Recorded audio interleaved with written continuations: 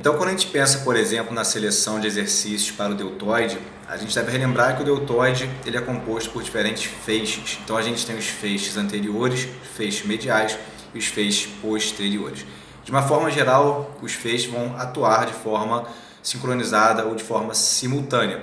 Só que, pelo posicionamento desses feixes, eles vão ter linhas de trações em certos momentos diferentes. Então, por exemplo, o feixe anterior vai contribuir para a adução horizontal do ombro, o feixe posterior vai contribuir para a abdução horizontal do ombro. Os três juntos, anterior, medial e posterior, vão contribuir para a abdução do ombro. E nesse caso aí, até uma linha de tração interessante também para o feixe medial, pelo posicionamento dele, pela linha de tração.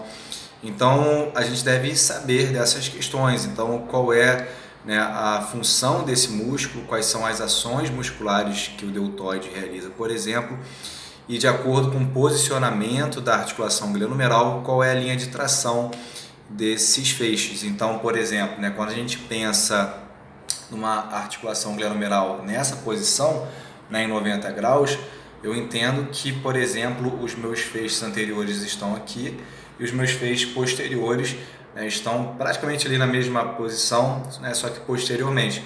Então ele tem uma linha de tração, por exemplo, boa, por exemplo, o feixe anterior para fazer a adução horizontal do ombro, em contrapartida, os posteriores eles têm uma linha de tração boa para fazer, por exemplo, a abdução horizontal do ombro. Então a gente deve entender qual é o posicionamento desse músculo, qual é o posicionamento desse feixe e tentar ali traçar uma linha de tração. E aí a gente consegue determinar quais exercícios que poderiam ser mais efetivos. De uma forma geral, para o deltoide, por exemplo, a elevação frontal de ombro, a elevação lateral de ombro, o crucifixo invertido, por exemplo, são exemplos de exercícios que a gente pode utilizar para ativação do deltoide.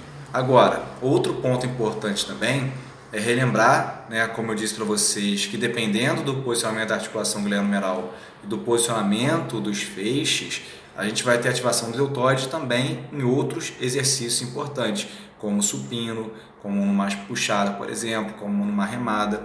E por essa questão, é importante também a gente ficar atento ao volume de treinamento para que não exista uma sobrecarga para esses grupos musculares.